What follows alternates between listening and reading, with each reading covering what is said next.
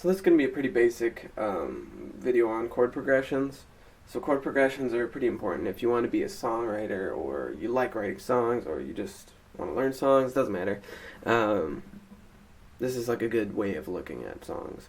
So in the major key, what we do is we put out our 7 notes of a scale, and then we assign basically a shape to each note in the scale.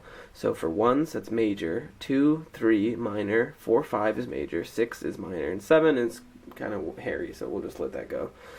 So yeah, here it is, major, minor, minor, major, major, minor, and then blech, because that's different and exceeds probably what we're going to want to talk about right now. So chord progressions are just different numbers, really, different permutations of these 7, and that's how you make an interesting song, instrumental part to a song.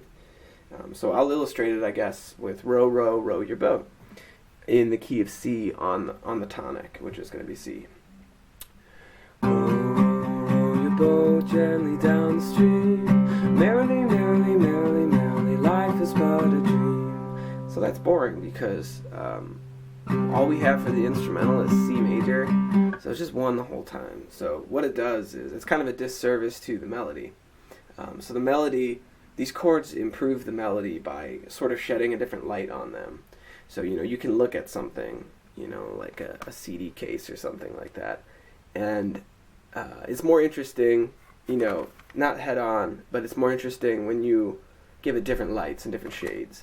And so the chords underneath the melody provide that different light and shade. So a song, for instance, will have a chord progression like 4, which is F, 6, which is A minor, G, which is 5, and then 1, which is C.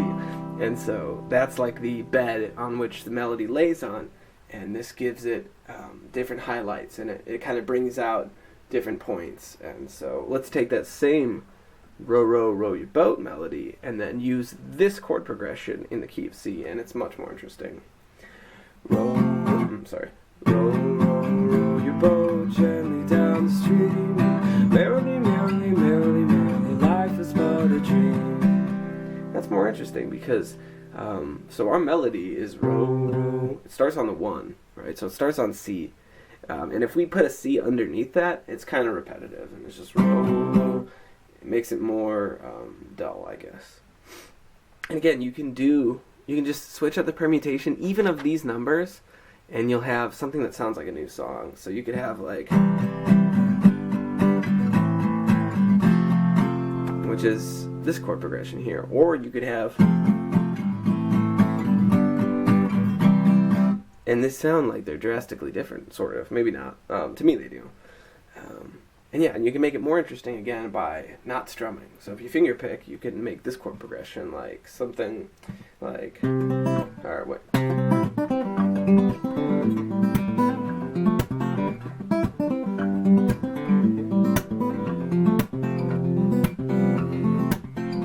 So yeah, you can do whatever you want with those chords to make them more interesting.